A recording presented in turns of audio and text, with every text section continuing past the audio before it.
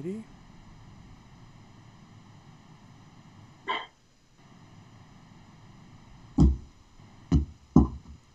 We are live. Welcome, ladies and gentlemen. It is another Tuesday night live stream, Disc Golf Central. My name is Tori. That is Craig. He is your other host. And we are joined today by Alisha Schafer. Thank you so much for joining us. Thank you for having me. Team Wolfpack Discs, Team Discraft Underground. You're doing big things in the Central Michigan area, and we are pumped to be able to talk to you tonight. So thank you so much for joining us again. And we start the same way we always do. We just want to say, what is your disc golf story? Lay it out to us as clearly and poetically as you can. Okay. So I got a late start to it. I didn't even touch a Frisbee until I was 24, I think, and I'm 30 now. My husband now took me out one day. He tried to get me out on the course for a long time, and I was hesitant about it, didn't want to do it. And then I didn't want to go to work one day, and he said, well, if you don't go to work, then you have to go golf with me. And we went to the campus course, and I think I threw like 2 shots, and they were terrible hyzer shots. I went like 70 feet, but I loved it. And I think after we left the course that day, we went out and went down to a shop downtown, Blue in the Face. And we bought a mid-range, a putter, and a driver for me. And we went out to Deerfield, which is my home course, like, I don't know, 2 rounds after I played campus, I think. Oh, and that's rough. yeah, campus is super flat and open, and then we got to hit one at Deerfield, and it's 300 foot straight up a hill through a tunnel, and I was like, oh, okay. So to paint the picture for people listening that might not be familiar with where we're kind of all from, I mean, I am in Texas now, but we all met in Central Michigan in Mount Pleasant. So this campus course is CMU's campus, and their course is like playing in a cow pasture that has a couple trees here and there, basically. But the first hole does have a pond to the left. So I think all 3 of us probably, the first time out, played that hole and skied one into the water. I'm sure for sure. An experience we all shared. And then Deerfield, just a whole different animal. I mean, you're in the middle of the woods, and like you said, that first hole is 300 feet, and it goes flat for about 150 and then straight up a hill and kind of like hyzer to the left. And it is a tough, I think I've birdied it like maybe a handful of times in my life. So I've really grown to love that hole. So I love it too. But I did not want to get started. Yeah. It's a great starting hole. Course design wise, it's a great way to start the round. And then you follow it up with hole number 2, which is a like 90-degree dog leg to the right. So if you don't have a forehand, you're screwed, which I don't. So I always am. Backhand putter into the woods every time. Yep, same here. So after that first kind of blush with disc golf, how did you go from that to, did you start playing regularly? When did you kind of say, okay, I'm pretty good at this? So we started, I think it was in like August of 2013 that he took me out, and then of course, I mean, we live in Michigan, so it snowed shortly after that. So I stopped playing, and then I think like April came around to 2014, and that's when I started playing like every day. And I had played like team sports my whole life, and I had missed like the competitive nature of it. And so we found out about the local leagues from Mount Pleasant Disc Golf Club, and we started going to those probably way before we should have. But I think in the long run, it really helped me along the way. A lot of people kept telling me that I was getting better significantly fast. But I was putting a lot of work into. And then I think 2015 is when I started playing tournaments, and I jumped right from, I started in advanced, and then by the end of 2015, I was playing an open. I didn't accept cash yet, but I started playing an open fairly quickly. And then early 2016, I played No Foolin', which was an A tier down at Hudson Mills. Mm-hmm. And I won that, and I beat out a pretty big field, and I wasn't expecting it. And I ended up accepting cash then, so 2016 is when I turned pro, and then have just kind of been climbing the ladder ever since. It's been really fun. Yeah, so I was checking you out on PDGA earlier. 13 wins in the open division is what I counted. That's pretty awesome, and a couple of A tiers just for good measure. So definitely regionally one of those pros that you're right there at the top echelon of people that are competing frequently. So tell us what that's like to to show up at tournaments and to see some familiar faces probably, and to compete, you know, in the FPO, you know, basically week in, week out throughout the season? I mean, I've met some of my best friends, which is really cool. I mean, it's more of an excuse for us to get together every weekend and play disc golf, and I think that plays a lot into my game as well, because I'm having such a good time with my friends that it's easy for me to have a good time golfing too. And I think that if you're having fun and being loose and relaxed, it's going to help your game along the way too. I'm sorry, I kind of sidetracked on your question there. No, that's totally fine. I mean, we don't have any set agenda for this show. We just do it, you know, with a lick and a promise. So we see where it takes us. But we do have one question. Craig was mentioning that. Craig, you want to read what the question was again? Yeah, we were asked, how did you learn to play disc golf? You touched on it a little bit, but maybe talk a little bit more about maybe the learning curve, because I know for me, Tori was the one that introduced me to disc golf, and we would play at CMU quite often, and got to a point where I was like, oh, this is really easy. You know, I'm shooting under par or right around even, and thinking I'm hot stuff, and then we go to Deerfield, and it's a whole nother beast. So maybe just dive into that a little bit more. Maybe even you talked about going into league and maybe being there before you were ready for it.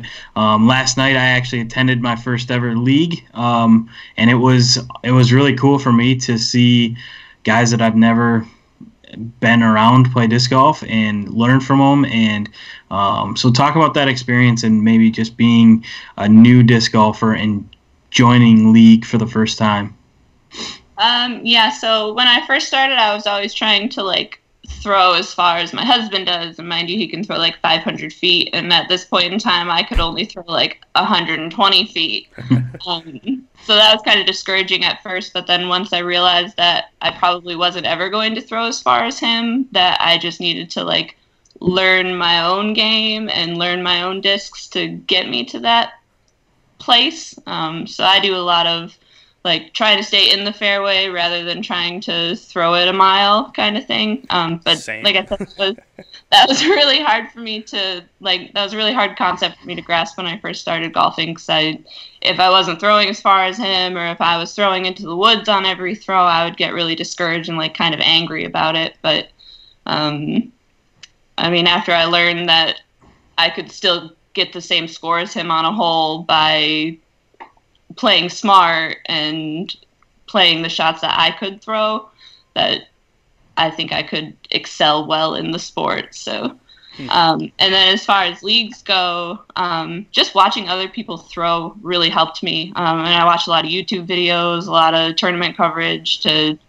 see what other people were doing to get them their best scores kind of thing. And then taking it out to Deerfield, their campus, and trying it out for myself. A lot of trial and error, a lot of patience, a lot of practice. Yeah, I think that there's a large group of people, maybe even just in the Central Michigan area, that are maybe nervous to try out league for the first time because they think, no, I'm not good enough. I know I tried to get like 4 guys to go with me last night, and they all were like, I'm not quite good enough. I don't really belong there. What would you tell somebody like that about joining a league and getting involved in their community disc golf? I mean, for the leagues around here, it's so casual that I think that that's probably everywhere too. Just get out and go. I know it's scary. I was terrified the first time I went out. Luckily, it was like a Saturday afternoon, and there was only I think we only had 2 cards there, and the people that we played with were super nice and encouraging. And I think that that's how it is everywhere. I mean, I haven't met a whole lot of disc golfers that I haven't liked. So, I mean, everybody's kind of out there to help everybody. And I think getting new people into the sport is really big. And then also, segue, my friend Katie and I are running a women's league again this year. We're going to be alternating between the campus course and Deerfield every week. I think it's going to be Mondays. We haven't set like a specific time or anything, but for any ladies in the area that want to do that, I mean, I'm always want more women out there. For sure. There's very few of us in a male-dominated sport, so anybody that we can get out to try it out and have a little bit of fun is what we're looking for. For sure. We just had Heather Wyatt on a couple weeks ago. She was on the Liberty University girls team when they won the national championship, and she is just going gangbusters down here with women's disc golf. She's got a couple people on the north side of town. Houston's a huge town, so the north side of town is like an hour away. But she's got some women up there that she's plugged in with, that she plays, and they're growing that league up there. And then she started one herself right here around the corner from me, which, kind of staying on the league topic, I joined my first league ever. I played some Saturday doubles at Deerfield when I still lived in Mount Pleasant, but I joined my first ever league 3 weeks ago now, and very similar to what you were saying. And I, if anybody's out there, we're talking about people not wanting or not knowing if they should try to get into league. It was the same thing for me. Like I felt like I could come out and I could compete, but I didn't know at what level. And so thankfully they had divisions like you would see at a tournament. They didn't call them this, but they have color coordinated divisions that essentially map to novice, rec, intermediate, advanced, pro.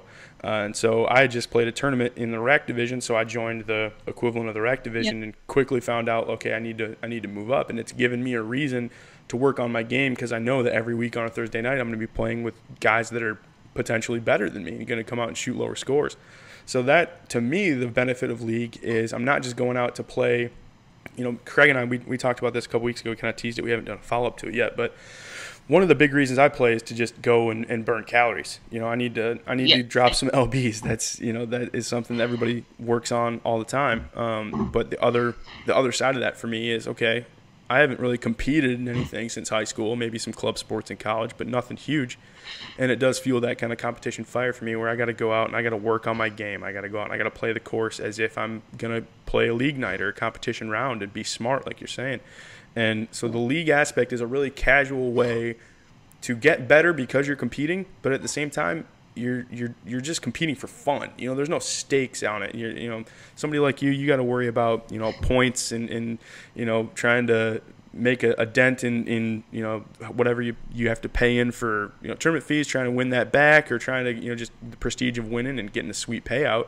For me, I'm just going out there to spend my $40 and have a day on the disc golf course, maybe walk away with a couple discs. But that's awesome. So okay, let's turn a corner. I want to talk a little bit about your two sponsors. So you've got Wolfpack Discs. You're on Team Wolfpack Discs. You're on Team Discraft Underground. Which one would you like to tell us about first? We'll go Wolfpack Discs first. Okay. Just here you go. Nice. Yeah. So they, the two owners are Rich and Brian. They formed the company, I think it was 9 years ago now. And they approached me last year. Brian approached me last year and asked me if I wanted to be a part of the team. And they're all about having fun, having a good time, talking disc golf. Just a great group of people. They've really grown to be my family. They're a wonderful group of people. I really appreciate their sponsorship and their support throughout last year and this year. So. And then Discraft Underground is Weston of ours, our team captain. He is on Team Discraft, and then Bob Giulio is also doing a big part of it as well. But basically, it's we get a small sponsorship through Discraft, like an allotment of discs, and then we also get to do like reviews on the test flight disc. So when the Raptor came out a couple months ago, we got that one, and then we also got a test flight Kong as well. And then basically they just want us to represent them well on social media, or any form of media outlet that we can get Discraft's name out there. Stuff like this, exactly. Lots of Instagram stories about it, YouTube videos, this here, Facebook, any way that we can get the Discraft name out there in a positive way. That's what they're aiming for there. So, and I'm honored to be a part of it. It's been a blast so far. So we talked a little bit. Last week we talked a little bit with Dave Feldberg about that, and how it's kind of a win-win for both sides. Discraft and Wolfpack get their name out there for essentially free. They're sending you some discs here and there, and then as a player you get some apparel, some discs. For a lot of people, they get sponsored, and they get they get excited about that. So definitely a cool thing. No pressure. I'm looking at the live comments in the chat. Your whole family is watching. I know my mom. If you're tracking that at all, but your whole family's tracking, and you were offered a place to stay in Maryland if you ever want to go to Maryland. they'll show you some courses around there. So Tori, you were going to say something before I cut in there, but I was just going to ask, what was the process like for you joining Discraft Underground? Because we talked to Chip Bryan a little bit about it. Yep. He was like one of our first guests. He was actually my Secret Santa this year. Oh, that's fun. Cool. Oh, really? Nice. Chip, not so secret anymore. Hey-oh. Well, he knew. He knew. I sent him a painting, so it could only be a couple people for that. Okay. Very cool. Right. So just tell us about what it was like for you to go through that process. So I've always bagged some Discraft discs like throughout since I started golfing, and I made the switch to an all Discraft bag like last February, I think, and it really did change my game. I don't know if it was just the confidence I had from it or what it actually was, or if it was the discs themselves, but so I started promoting Discraft that way, and then I don't remember, last summer I think they started their application process, and I filled out my application, and then I talked back and forth with Wes a couple times, and then I think it was last August, I think, is when I got the official add onto the team. So cool. Yeah, like I said, I'm super honored to be a part of it. Discraft's a great company. I like what they stand for. So. Yeah. Yes. And they're making moves, so they're doing they good things are. too. Tell us a little bit about just, as much as you can describe it, I guess, but you mentioned it, so let's touch on it, might as well. Tell us a little bit about your first impressions of the Raptor and the Kong. That's stuff people want to know. So. The Raptor I love. The test flight one is pretty stable. I have a little bit lighter weight on that one, but it's beating in really nice. I'm excited for a swirly ESP to come out in it so I can get a little bit lighter weight, and then hopefully I can get a little bit more turn out of it than I can with this one. Sure. But it's great for forehand shots, skip shots. I don't throw many thumbers, but when I do, I use that one to get me out of something. It's a great utility disc. I'm really digging that one. The Kong is a little bit too overstable for me. I did throw it a lot when I played at Sleepy Hollow at March Mush, just because there was 40, 50 mile per hour headwinds all day. Yes, there was. That. Yes. It stays true to flight, even in a headwind. So it is currently still in my bag. I would also like a little bit lighter weight on that one. That one's max weight, so I can't get its true potential out of it, I don't think.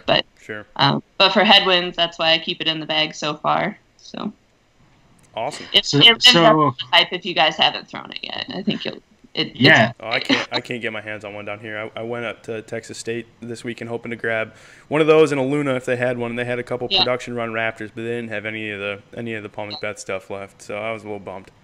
I threw the test flight one on one of the holes when I was warming up down at March Mush, and this guy was on the tee pad next to us, and he was like, "Oh, there goes $100." Seriously, yes. It was a little nuts there for a minute. It was. So let me ask you real quick. Tori and I were talking about the Raptor a few weeks ago, or whenever they kind of really started coming out, because I was looking for that slot in my bag, an overstable fairway. Talked about, what all did we talk about, Tori? The Vulture, the Predator, so the Machete. I bag a Vulture, and I used to bag, sometimes it's still in the bag, but I used to bag a Predator a lot, and then I bag a Machete now. And pretty much the only reason I have the Machete is for that utility shot, skip shot, basically. I've always played a skip shot to get out of trouble anywhere, and I get in plenty of trouble that I need to get out of. So have you thrown those other discs? I prefer the Raptor over the Machete. The Raptor has a little bit more glide on it, so I can get it to go a little bit farther, a little bit straighter. The Machete was just a meat hook for me. Even threw it backhand, threw it forehand, and I couldn't get it to do anything. I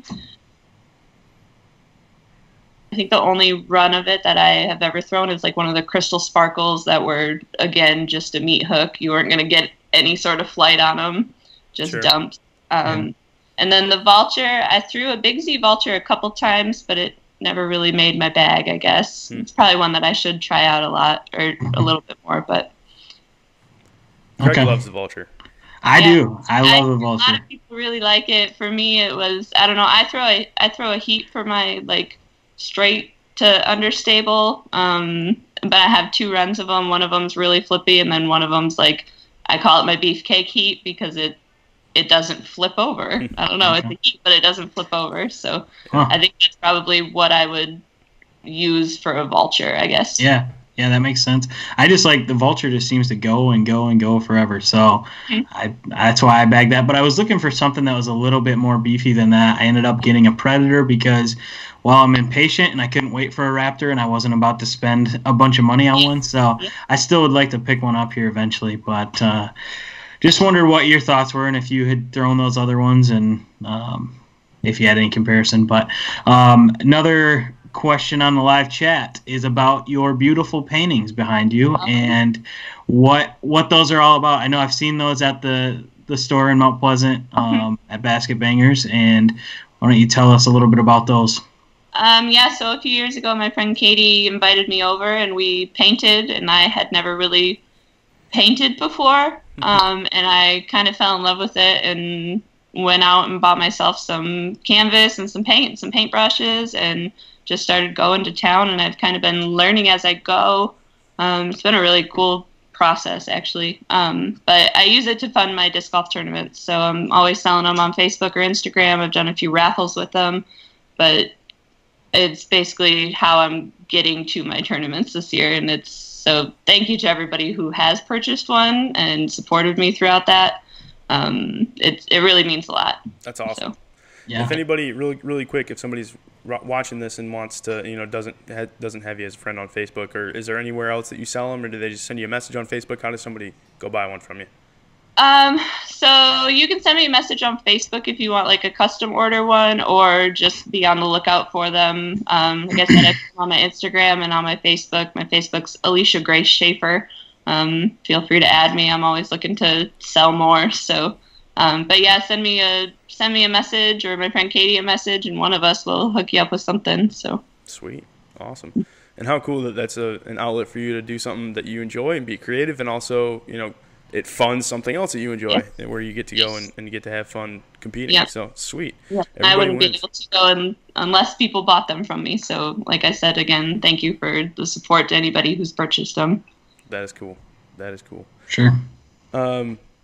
Craig, we had a couple things we wanted to talk about. Do you want to throw one of the topics out there, or do you want Yeah, I mean, one of the things, Tori and I had talked a couple weeks back about how we are just going to start kind of attacking disc golf and just getting healthier because we both need to. And you were somebody that chimed right in on our Instagram and said, hey, you guys can do it. It's awesome. It's really worth it. I've been doing it for, I think, a month at that time, or a couple months at that time. And you'd posted something yesterday maybe about some of your progress. Talk to us about that, what you've been doing, what's been going on with you. So a couple of my girlfriends wanted to do like a Biggest Loser type thing.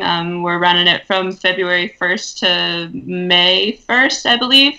It was kind of a last minute decision. I know I've always wanted to like start it up again, but was kind of being lazy and finding excuses not to do it. But I started kind of the keto diet. It's kind of a moderation of it, or modification of it.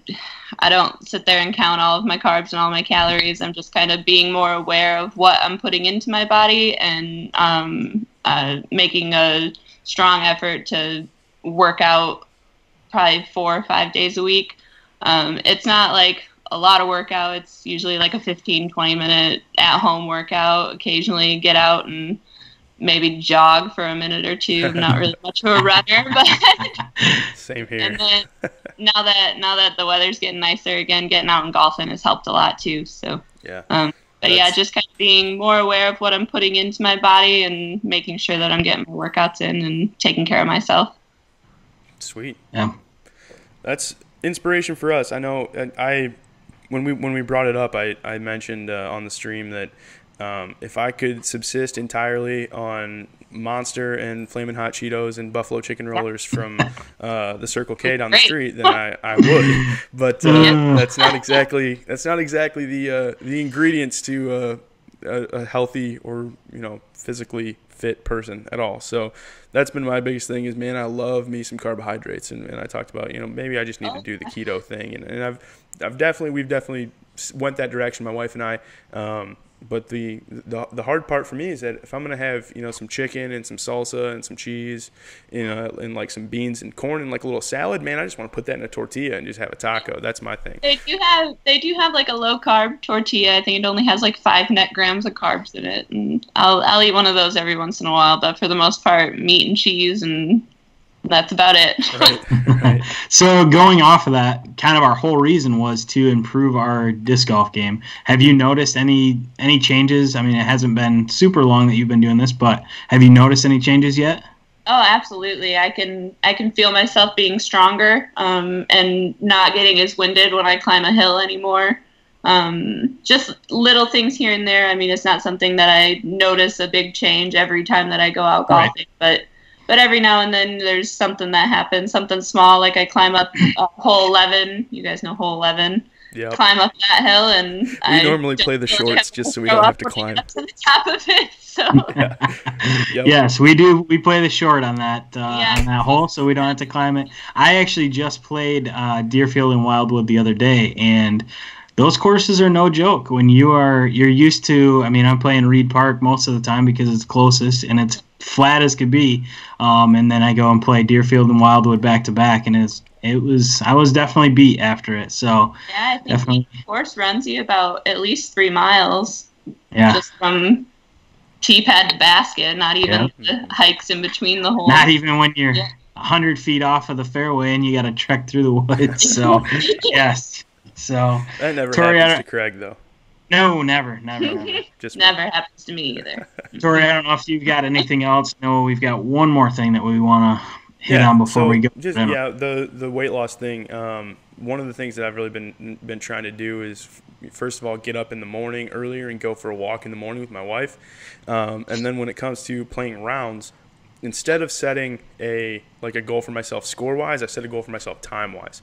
So I played the shorts at my local spot down here in Houston. It's called Agnes Moffett Park. And all told from the short tees, it's about 1.5 miles. And I try and play it in about 35 to 40 minutes. Played the longs today and did it in about 50 minutes, which I'd never played the longs before, but we're playing them on Thursday for league, so I figured I better try it. It's all practice, right? And so that's been kind of the way that I've been attacking it, and I've definitely noticed that on league nights when I am playing in a group of 4 instead of just me basically sprinting across the course, or what for me is sprinting, when it for everybody else looks like a mildly fast walk. But when I'm playing slow with 4 people, I play better because I have better stamina, and that's been something that I was like, okay. And I realized, comparing the workouts that I do, because I'll go to the gym, I'll get on the elliptical, I'll go do stuff like that. I burn way more calories when I play disc golf because it takes me an hour as opposed to going and putting in 25 minutes of cardio at the gym. So it's definitely something that I'm starting to see. Okay, this could really legitimately fit into like a healthy lifestyle solution for me long term, and that's something that I've really been kind of pumped about because it's something I love to do. So yeah. Works out. And my friend Simon started doing them last year, but he'll take like a mid-range and a putter out with him, and he'll run to every tee pad and every throw. Like the only time that he's stopping is when he's throwing. And he asked me to join him on his adventures this summer. So nice. I know it's good for me, but it doesn't mean I want to do it. Right. Yes, absolutely. So real quick before we let you go, we talked a little bit about the women's league that you're going to be running. What else is there for women disc golfers in Central Michigan? I know it's very intimidating. My wife likes to go play, but she's never going to enter a tournament when she's got to play in a field of men, and she but what are the options for women around here? Well, side note, you should tell your wife to come out to Women's League this year because it's a blast. But as far as tournament settings go, the all women's events is what really draws me in. They're catered for women, usually ran by women, and it's just a big group of women who love disc golf and being super nice to each other and friendly, and it's just a good atmosphere, good camaraderie between everybody.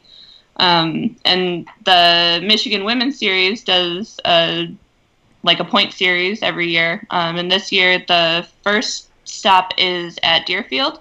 My friend Katie McKeon is putting it on, and it's called the Enchanted Woods Open, and it's going to be May 11th. Michigan Women's Series is a great series. The women who put it on are really cater to anybody who's in the event. So she is also still looking for hole sponsorships, which are $25 a hole. You can contact me or Katie, and I can send you her way if you contact me. But yeah, it should be a good time. Lots of prizes at the women's events, which I think will draw a lot more people in. And it's competitive, but it's more about getting out and hanging out with your friends and enjoying the sunshine and nature. So yeah, absolutely. Awesome. Go ahead, Craig. I was just going to say, before we let you go, I don't know if Tori has something else to say, but Kendall on the YouTube chat wants to know what your 2019 tournament plans are, what you've maybe already played in. I know you talked about the March Mush. Maybe what else you've got coming up throughout the summer. So I do have big plans to do a couple of the pro tours and a couple of A tiers, and then try and hit as many as the women's series as I can.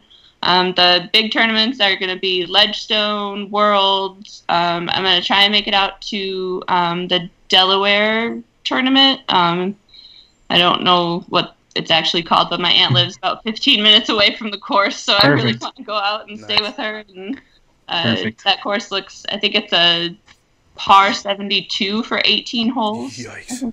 Yeah, so it should be fun. Yeah. But I'm also going to be doing D-Glow, CCR, Worlds, and then the only tournament that I've played so far this year is March Mush. But this weekend we have 9 FPO players at Victory Park in Albion. It's called the Furious Squirrel. We actually have as many as the MPO field does, which awesome. Which is a huge accomplishment for us. So I'm looking forward to that. That's really cool.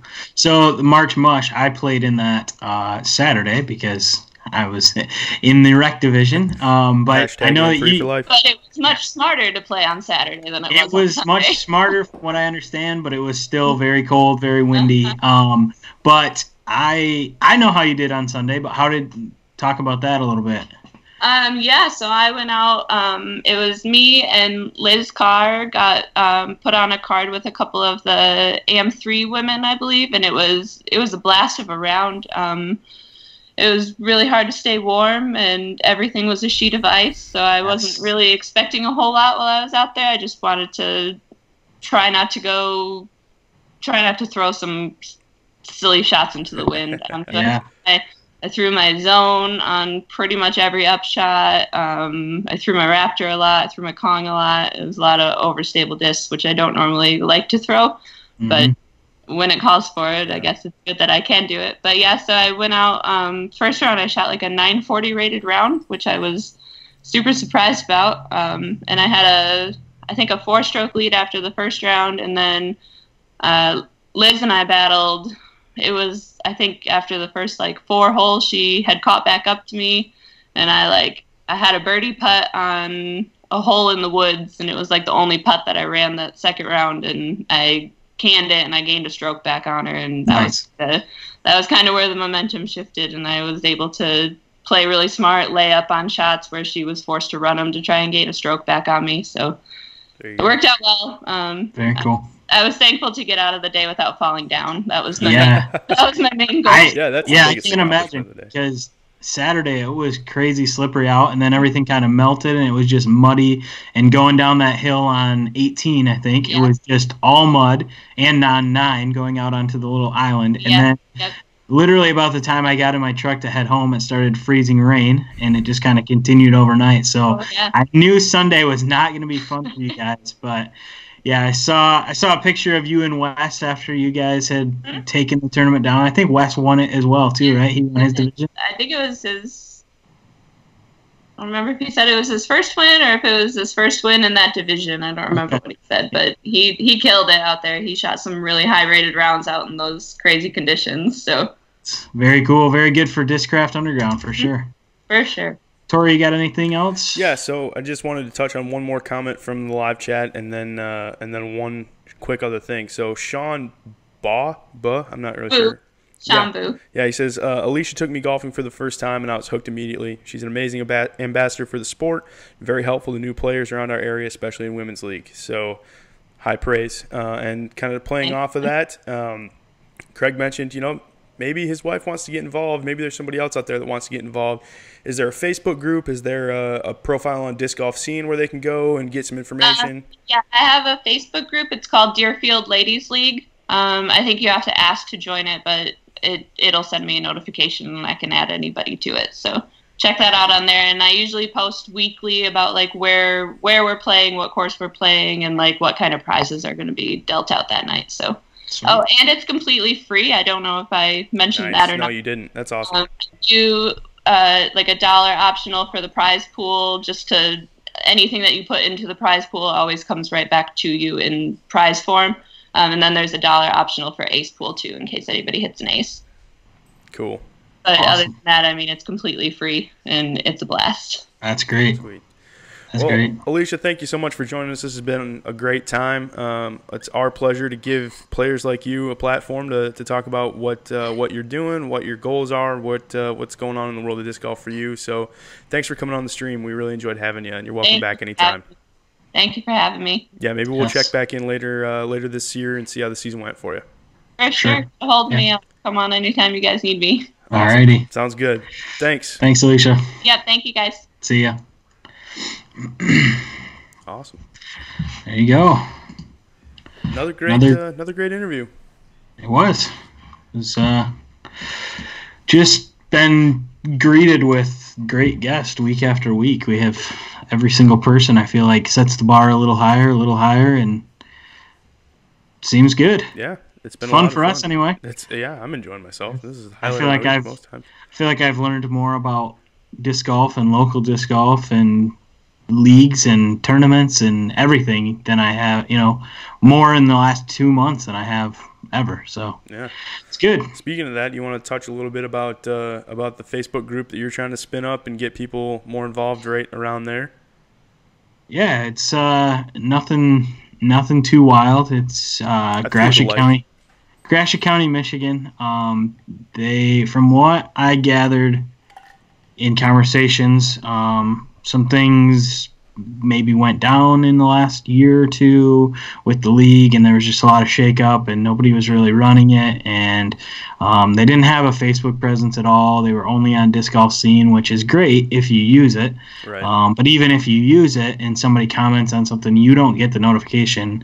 I guess you could set up email notifications, but for the most part, you don't get the notification until you get back on the site. So I know last week when it started, there were a lot of guys asking, is this happening? Is it not happening? Or I'm going to be a little bit late, and nobody got the notification until later that night, and it just seemed really rocky. So sure. I joined last night for the first time, and just in conversation mentioned that I would be cool with starting the Facebook group and getting the word out there and helping any way I could. And we got the Facebook page up and running last night and got pretty much, all the league dates posted through July or through June, and then the tournaments that are happening at the local course as well. So people really all over the world can see it, but right. Mainly people in Central Michigan and in Michigan can see it and can join and click that they're going to be going to the event or whatever. So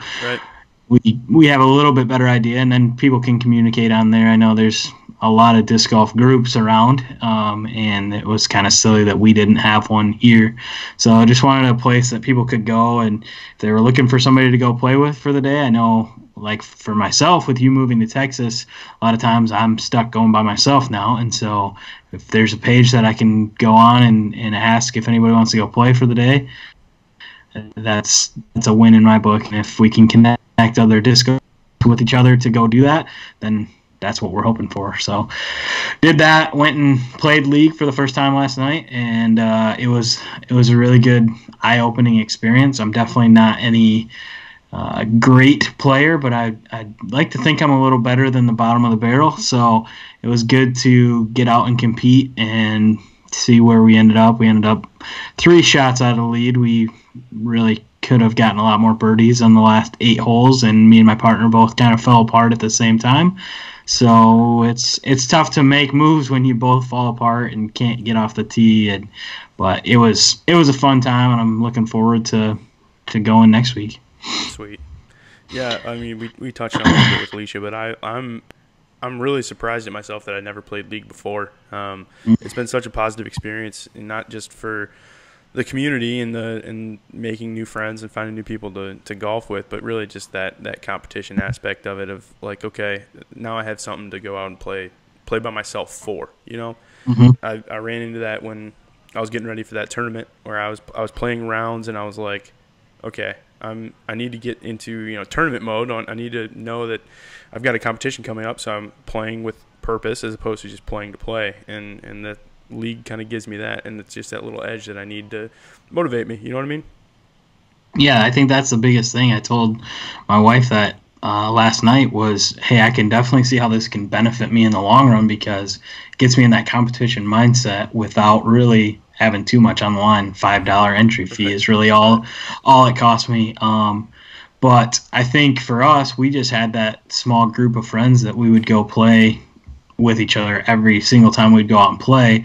And yeah, it's good and it's fun, but we all know each other's skill sets, and we're not really pushing each other at all. It's a real casual, just, you know, shoot and walk up to your disc and throw again. Right. It was just something Whereas League, you're actually taking your time, marking where your disc is at. You know, you're following all the rules, and just the courtesy aspect of it all. And so it just gets you, if nothing else, it gets you prepared better for a tournament, I think. That's my biggest takeaway from last night. For sure. I'm hoping that I'll come into the Gratiot County Open here in a month and swinging and have some actual chance to maybe do something in the rec division. But I'll probably blow up and shoot like a 12 over or something. It'll be fine. But, well, what's going to happen is we're going to go out the Friday before, play a practice round, then we're going to go get pizza at the world-renowned Pizza Sam's, and we're just going to be – and we're probably going to drink beer, let's be honest. Yeah, probably. And we're going to wake up Saturday morning and think, what the heck are we doing? And it'll probably be chilly and wet, and it'll be not like we're picturing it right now. It might be chilly and wet. A month out.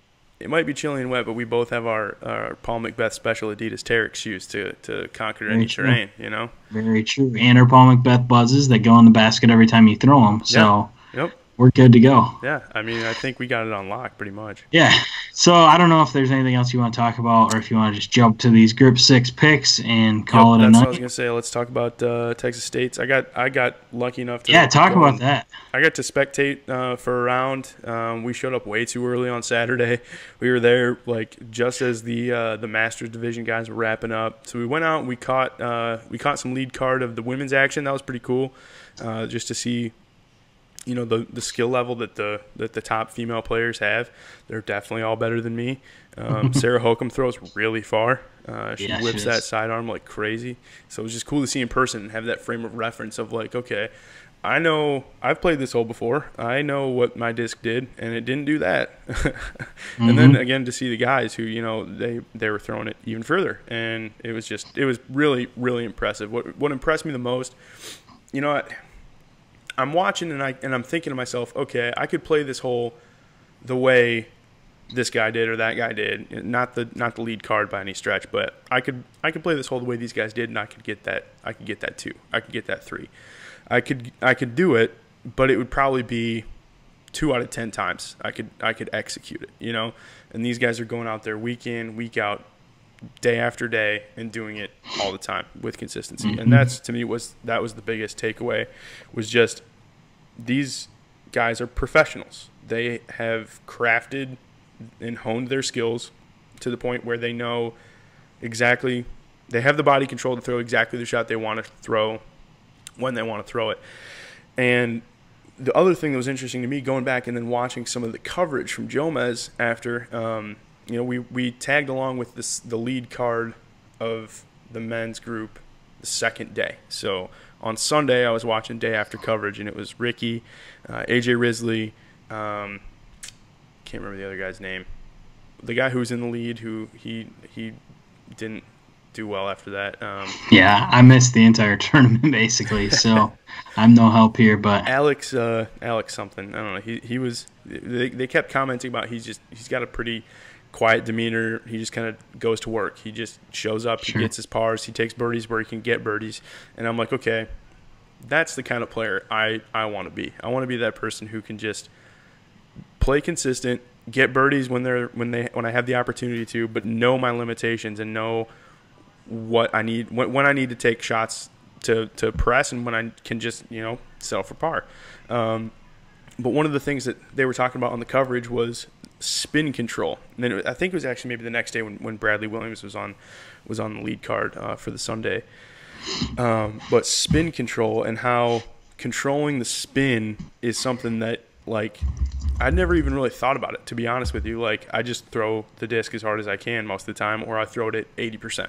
Like that. Yep. That's kind of the two modes that I go in off the tee.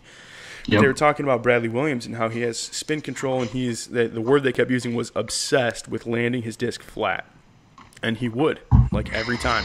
Whether he was throwing a hyzer, whether he was throwing something that flexed and landed straight, or big, like on hole one of the front nine lead card final day, he throws this huge turnover that just settles down and lands perfectly soft. Doesn't get any cut roll, doesn't get a little any skip, doesn't do anything, just lands perfectly soft. Mm-hmm. And they were talking about how that's spin control, and it's literally being able to fine tune the amount of spin that you're putting on a disc to power it the exact amount that you want it. And it just blew me away that there's guys who are controlling their discs to that degree. And I'll probably never get there, but I have a new appreciation for their level of talent for sure. For sure, yeah. Alex Russell is who you're thinking of, Alex I believe. Russell. And, yes. And the other guy. Do you have the other guy's name? I missed what you even said. Who was the other first name? I don't remember. He had a weird last name, like Marmalade or something. I don't know. I got nothing. Nothing. That's fine. But Alex Russell ended up taking second, I think. He did, yes, 6 shots back. So real quick, we each picked the 6 players. We each had Ricky Wysocki, Paul Ulibarri, James Conrad, and Sarah Holcomb. Mm-hmm. Where we differed is you went with Garrett Gerthy and Jessica Weiss, and I went with Philo and Emerson Keith. One of those really was the difference for us. Emerson Keith getting me 24 points. Yeah, he had a rough day. Just absolutely killing me. I don't remember if it was last weekend or 2 weekends ago. He was right up there in the lead card. He was playing well. Yeah, it was at Waco. So I went. Yeah, it was at Waco. So I went with him, thinking this is going to be the surprise pick of the tournament. He's going to be right up there in the lead. No, 24 shots back. Yeah. So thanks for that. I know he's probably not happy with that outing either. Not trying to dog on him by any means because, well, I would finish about 400 shots back of Ricky Wysocki. But, yeah, that's really the biggest difference between our 49 and 62 points. And total after back-to-back weeks of disappointment from me, you have taken a commanding 178 to 221 lead. Yes, sir. You were up by 30 last week, and you're up by more than that, 43 points. Yep. I think so. But we did talk just before coming on here. You had the Emerson Keith pick this week. That was guy from a lead card week or 2 weeks before. I thought he was going to play good again. I locked in my picks already for the Nick Hyde. We both did. And I picked Bradley Williams, to which he responded, "Who's Bradley Williams?" Which is not an uncommon thing to say, probably. I don't know. We talked about it. He won a Vibram Open, I think, a couple years ago or a year ago. But he's a local Texas guy. But he's definitely one of those guys that has the potential to drop a big number for me too, where it flips back the other way. People are probably going to jump all over that and be like, "Oh my God, you don't know who Bradley Williams is?" No, sorry. I mean, I'm sure I've heard the name. I'm sure he played last weekend. Didn't you just say? Yeah, he finished tied for third last weekend. So had I watched last weekend, maybe I would have known that. But just looking at it, I didn't know who he was. But yeah, I went with a little safer picks this week. we'll see. They'll probably all tank on me, and I'll get like 200 points or something this week. I doubt it. You picked Ricky. I picked Eagle, safe bets, hopefully. Katrina, she'll win it for sure.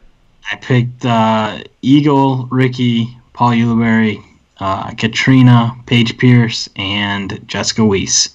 So hopefully all 6 of those are up there. I think I picked Paige and Katrina, and then Eagle, Ricky. I'm trying to think of who else other than Bradley Williams, but yeah, safe picks pretty much. But we'll see. But the thing I like about this is you could pick like an Eagle and a Ricky, and say Eagle goes out and shoots the course record. Ricky finishes second. He could still be 10 shots back. You're still getting points for that. It's not based on where they finished. It's based on how many shots back they finished. So you could have another situation like Throwdown the Mountain where a guy like Macbeth wins it by like 12 strokes or whatever the heck it was. Or like we talked about at the beginning when I said something about, well, why wouldn't you just pick, the top females, because the pool's a lot shallower, and if you pick, say, the top 3 or 4 females, you have a better chance of winning. But as you said, second place in females could be 15 shots back. Right. So it keeps it all fair all the way through, and it keeps it exciting. I think one of these weeks we're bound to, one of us, be a top score, maybe. Yeah, maybe win a belt. Playing every week, we got to have better shot than some people that aren't. Yeah, we'll see. I don't know. Not too confident after the last 2 picks, but anyhow. It's hard too because so many people pick the same people, so you just have to get lucky. But like you said, playing every week, we got the best chance anybody to get lucky. So we'll see. Cool. All right, folks, if you've been with us this long, thank you for joining us. Today's guest was Alisha Grace Schafer. She is an awesome person. Go check her out. Her Instagram handle is in the description. Go give her a follow. Pick up one of her paintings. Help support her traveling and making tournaments and trying to do something that she loves. And check out the disc. I keep doing that. The Deerfield Women's League in Mount Pleasant, Michigan, at Deerfield Park. If you are a lady out there in Central Michigan, you want to get into disc golf competitively, that's where you can do it. And it sounds like it's really chill and really low pressure. So dive right in, and the more women playing disc golf, the better. So we will sign off, and we will see you all next week. Take it easy, everybody. See ya.